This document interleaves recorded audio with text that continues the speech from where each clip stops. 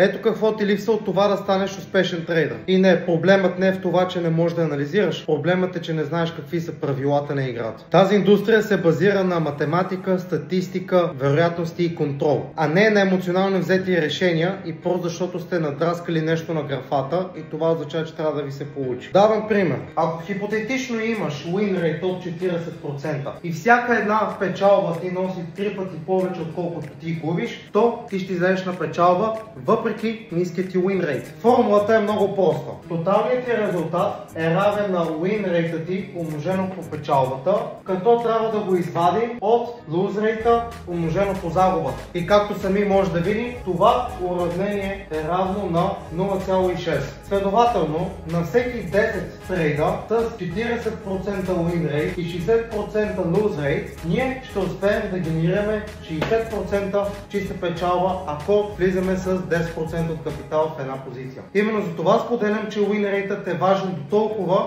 че да може да си определите вашето risk to reward ratio и дори да генерирате повече загуби, вие да излезете накрая на плюс.